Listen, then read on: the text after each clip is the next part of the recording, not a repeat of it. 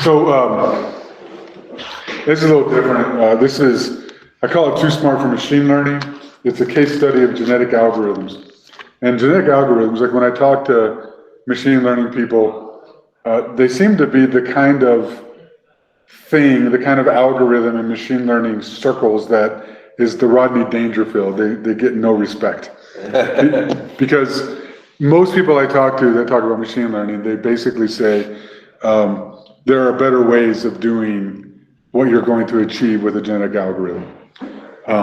Although in my own personal case, I found them to be very useful in really in describing a problem and fleshing out what the problem is with the series of strategies.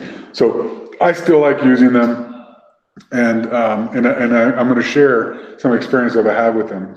In particular, I'm going to start off with one that is part of a course that I took at the Santa Fe Institute, Introduction to Complexity, and it was taught by Melanie Mitchell. She's the one who wrote this book called Complexity: A Guided Tour.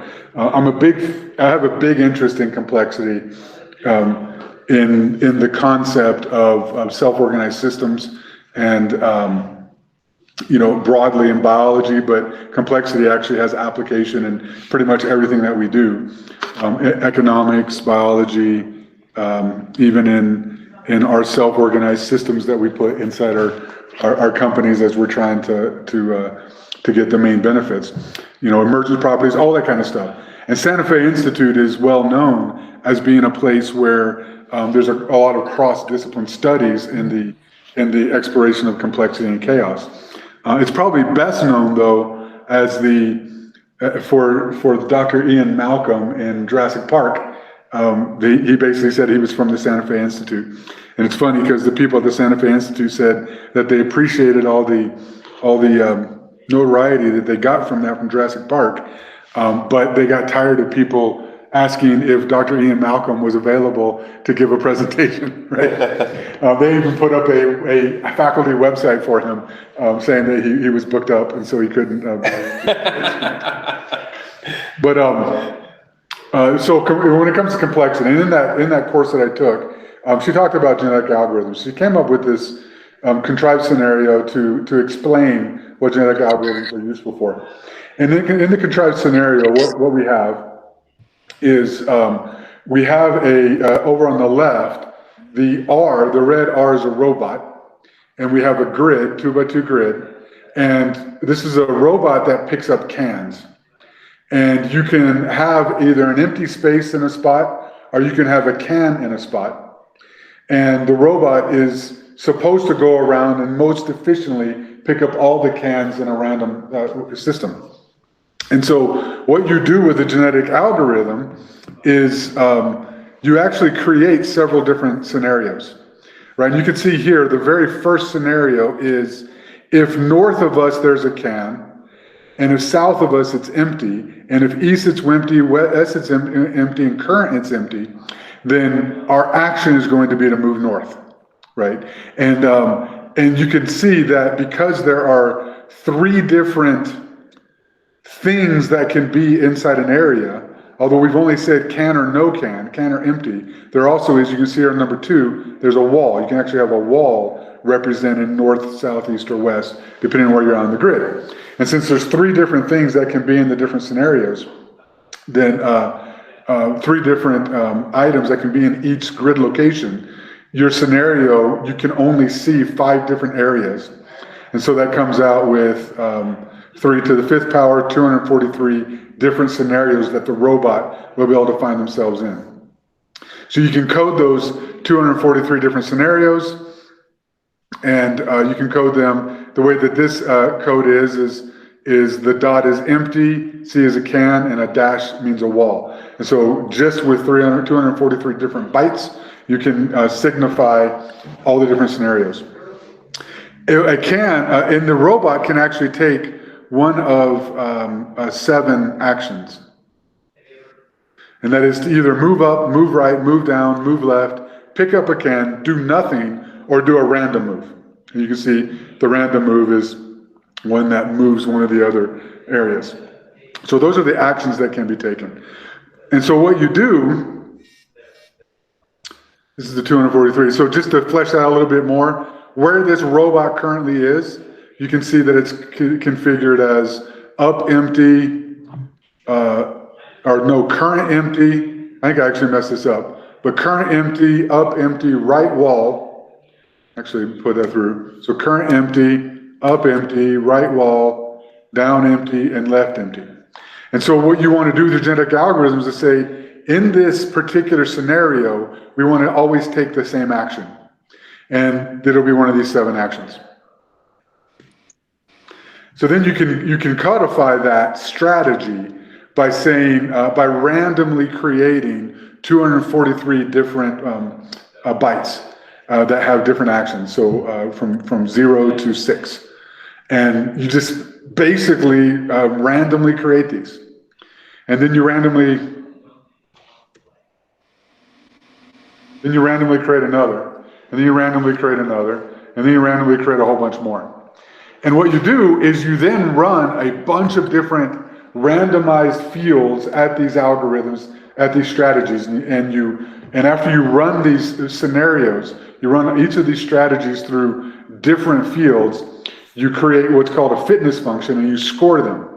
And you say basically, if we actually pick up a can, in this case, we pick up a can, then we're loosely weighing that, we're saying it's a 1, but we're heavily saying if you try to pick and you can't, then it's a -5, and if you try to move and you can't, then it's a -10.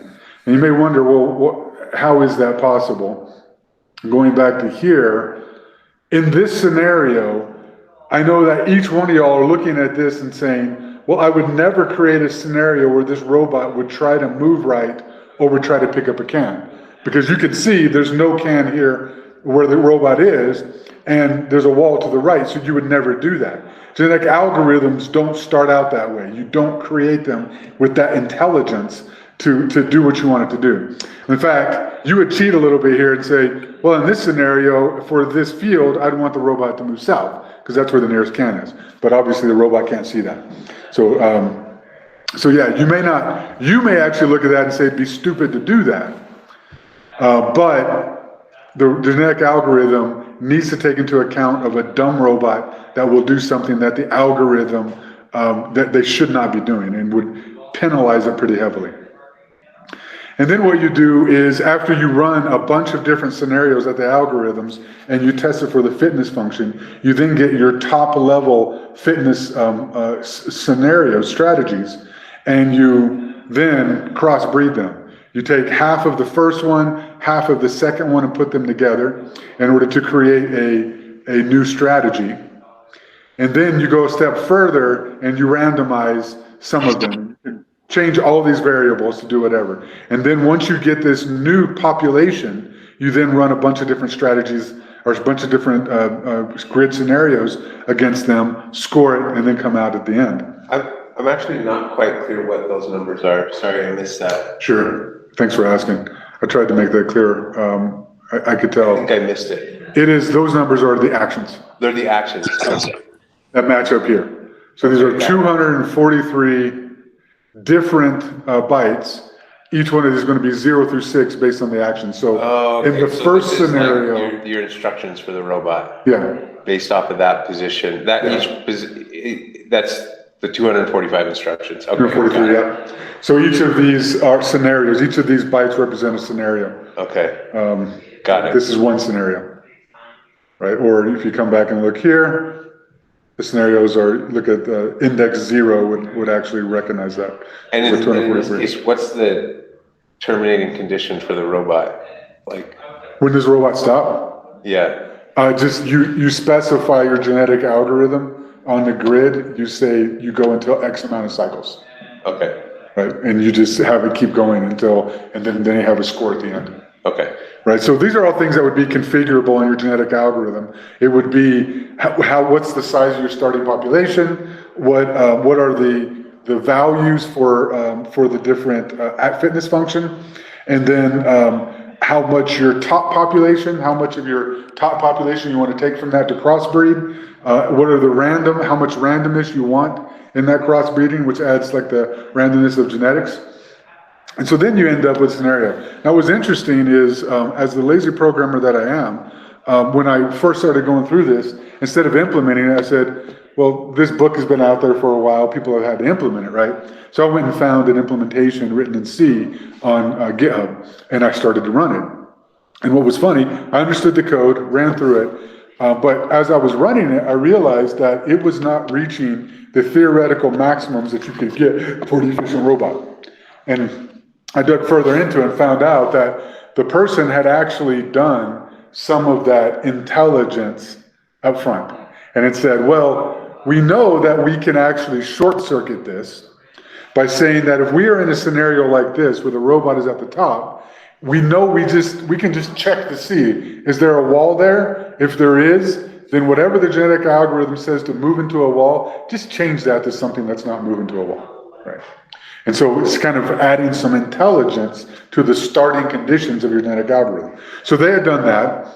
They had also created a scenario where if they assumed that if you're sitting on a can, then the best strategy is to pick up that can, right? Because you want to grab that information. And also, if you're sitting in a place where there is no can, then don't try to pick up a can, right? So they had actually codified this logic into their genetic algorithm to make sure that those scenarios would always happen. We would not move into a wall, we would not pick up an empty location, and we would then pick up a can once we found that the can was there. And it was interesting, so we started out, so this is one of the simulations I ran through. Robot started out in their center was a can, it picked up the can, and then it knew another scenario. When it actually ran through multiple times, it realized that if there's a can next to you, then you should actually move to the can next to you, and then you pick up that can, move to the can next, pick up that can, move to the can next, pick up that can,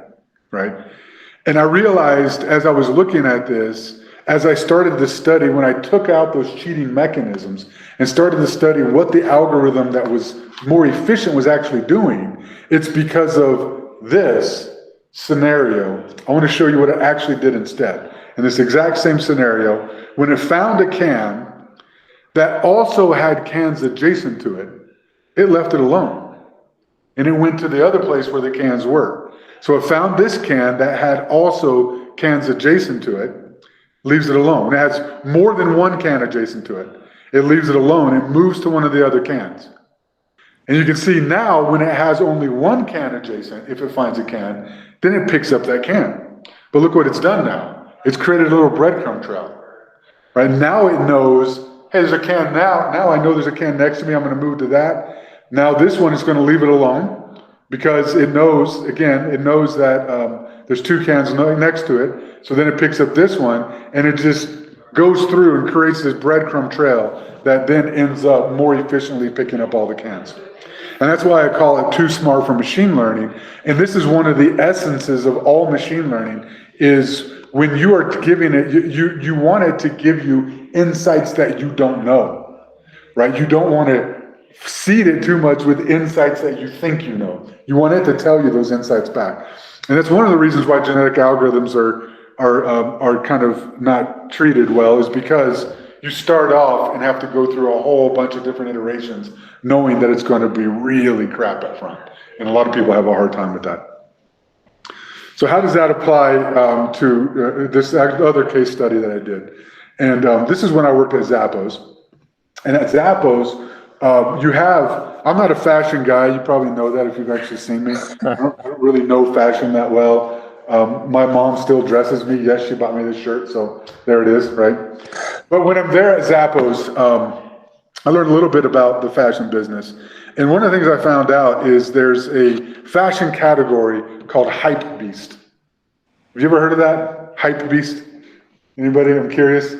Because that is something I'd never heard about, but it's fairly big business. It is a website, but it's also the kind of, it's this kind of aesthetic, this kind of style, where the people who are dressing this way and are doing this kind of, they're called hype beasts because they're very, very brand loyal, right? They're the ones that would say, I'm going to shoot you because you're wearing a Nike and Adidas is really the better than a Nike, right?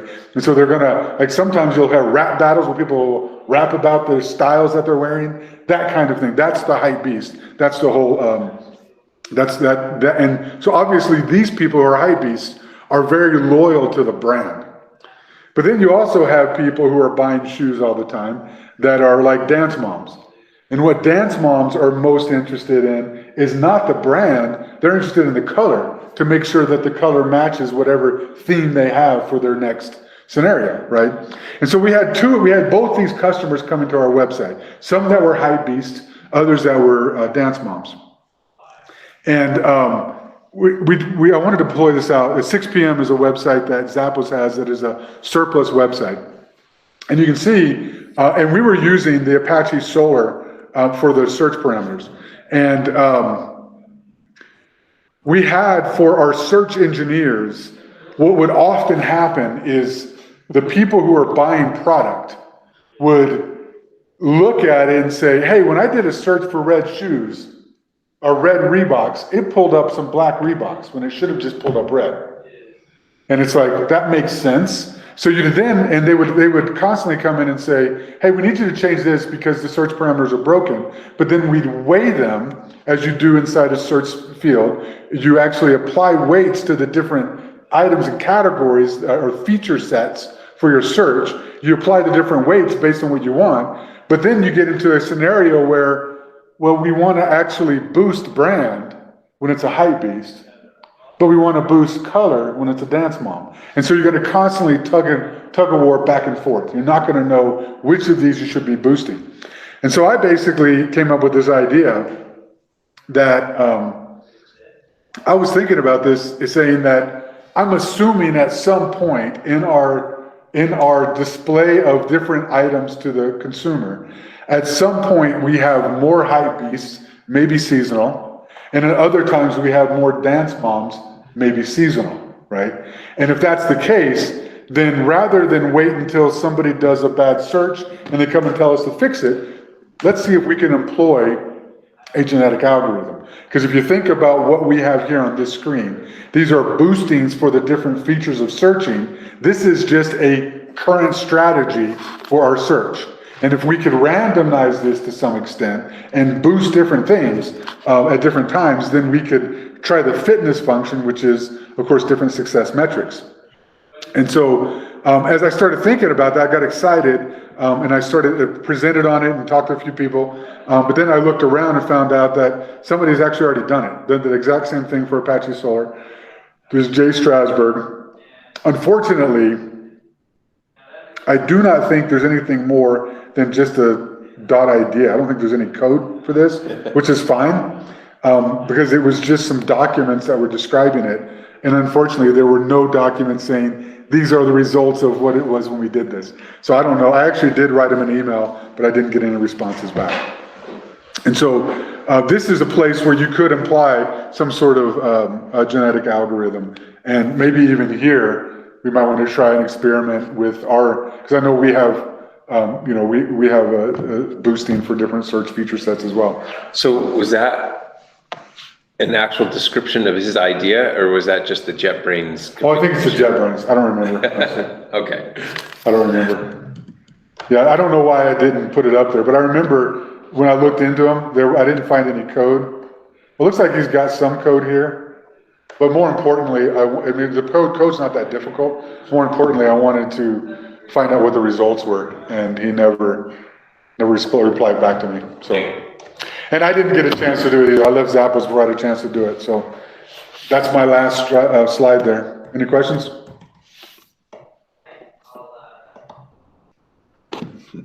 Cool. So but the concept, it would be, I guess the question is what were you imagining as a fitness function? So do you have a label set or something like that? Yeah, this is something that I'm very excited about being part of any marketplace. Is our fitness function can be items dragged to the cart, right? The more items that are dragged to the cart, then that's it, or ultimately sales, right? You can actually get some real world feedback on that in real time. and then have that update your experience on the website, on the search for the website. So this would be like an A/B test that where you like test different Yes. meanings. Yeah.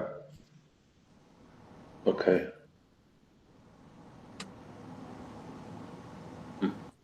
Yeah, that would be the fitness function there. There may be some other fitness function about this, because I don't, one of the problems is when it comes to search parameters, there's no other way of determining whether or not it returned what you needed to return without real user feedback, right?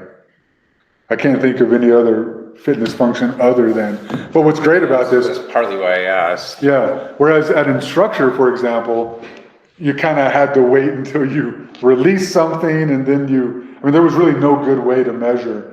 A large part of it was because a lot of people that were buying our product weren't using it, right? That was a tough way to measure what's happening there. Whereas here, it may be a crude measurement, but we've always got the true north of people will pay what they pay for what they value, right? And I guess like that seems like that would be valuable for you to set these weights, like but how would you measure? Were you thinking that you were talking about dynamically adjusting the weights? Yeah. It was and then you sort of hinted like maybe by season, right? Yeah, perhaps was that the variable you were considering? It wasn't seasonal. It was more, as far as how much to, I didn't really get much further into this, but what I would probably do, because one thing you don't want to do with a genetic algorithm, we don't want to completely randomize these for a portion of our, we have to do some intelligence, right? We'd have to do that. But when I'm trying to test what's more important now, color or brand, well, let's create a certain range of what we're willing to manipulate those in, and then see what happens with that, right? Gotcha. Well, again, I have no idea if it would be effective. It was just an idea, something I came up with. And even on our side, I don't even know what our feature sets are. I mean, I could guess what some of them are, but I don't know what the full feature set is for our search parameters. In this case, I would also I'm sure you thought of this, like maybe want to like pull in some features of the users, Yes. to see if there was some information, some features of the users that would help predict. Yes. And I guess And that may actually even be more important. even the idea of dance moms versus, what do you call them, hipsters? Hype beasts. Hype beasts. Is kind of like an optimization, right? Like to even call out those sorts of categories, right? Yeah. Well, and that's what this scenario assumes. You can't make that call up front. right. That you don't So know you if your site is overloaded by dance beats or hype. Because what you would do, if you could do this, if you could identify that this person is a hype beast, then you want to give them a completely different search experience if you can make that happen. Well, you don't even know if hype beasts exist, right? Is the genetic approach to the problem? Oh yeah, for genetic, Yeah. Yeah, I was actually going beyond that, because I think that if you could identify hype beasts and dance moms, then you would use a different algorithm, not necessarily a genetic algorithm. Yes. Yeah. Yeah, but you're right. In this case, that would be tough. You'd let the genetic algorithm figure out that hype beasts exist if that's the best way to solve it. But maybe hype beasts are actually 3 different categories that are more interesting or something. I don't know. Anyways, that's cool. Yep. Any other questions? Cool. Nope. Well, thanks again. We're going to do this every 2 weeks, and I'm going to say I'll always have something to talk about generally, but I'm not. I can guarantee I'm not the most interesting person here. I mean, we heard Clark's presentation, and it was fantastic, and I know y'all got some other interesting things to talk about as well. So go on the meeting invite. There's a link to the wiki page, and also a link to right now it's a spreadsheet. You can go in there and sign up to to just talk about something. And Yeah, so go ahead and self-select and do that. I may reach out to some of y'all if I hear y'all talking about something interesting too, so. And if I could, oh, go ahead, Paul. Oh, I was going to ask about the different topics. You mentioned like a super wide range of topics you could address. Yep. Like so wide as to say, let's say I've learned a new rush in StarCraft that I want to show everybody. I've been at talks where people have done that, and they were some of the best received talks. So the whole point here is part of the broad engineering culture, and that engineering culture is not just the work that we have to do, it's all these other things that we value. So yeah, I would say if you have a great rush strategy for StarCraft, bring it. Let's take a look at it. Yeah, totally. Hoyoung and I can do a joint presentation. You'll destroy me. Did you just, I think he just I think they just volunteered, yeah, absolutely.